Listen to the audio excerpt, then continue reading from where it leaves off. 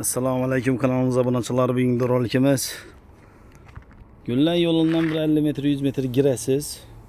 Amudaryo do'konining yanında Sputnik ham dim qulay. 10 20 200 metr kvadrat bo'lgan yer o'rniga chiqdi, hurmatli obunachilar. Bir chetdan danishib o'tamiz. Hamma o'zi qulay ekan.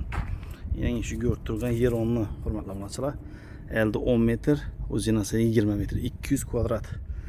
Bir devolam o'rilgan ekan, отдельно etib, har ehtimolga qarshi. Boshqa uyda o'zini uchun отдельно etib o'rganlar.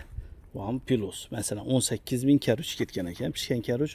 Fundamentlar qo'yilgan, polностью podushkalar qilingan. Kolonnalar uchun tayyor armaturlar tashlab o'tilgan, hurmatli obunachilar. Fundamentga ham e'tibor berishingiz mumkin. Kamida 80 sm bor fundament.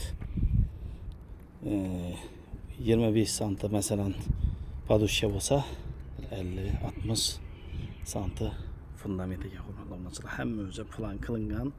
Yo'lning bo'yinda, yo'lda 50 metr girasiz, gideti. Dokument, kadastr hujjatini ega, hamma o'zi qulay. Gaz toshkalar eldan o'tib turibdi, suv toshkalari ham kelib turibdi. Svetdan ham muammo yo'q ekan. To'g'ri notariusda pulingizni beraverasiz. So'qillar ham mening 5 qator so'qil o'ribdilarning pishgan karuchda, hurmatli obunachilar. Ulgurib qolinglar. Yer o'rni shahardan so'ragan obunachilarimiz uchun zo'r variant. Bahosi $22.000 ekan.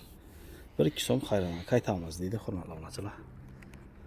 Hurmatli obunachilar, место положениясida umuman gap bo'lishi mumkin emas.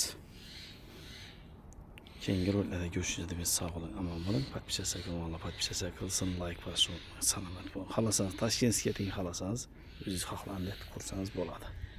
Keyingi roliklarda görüşünce sog' bo'ling, omon bo'ling.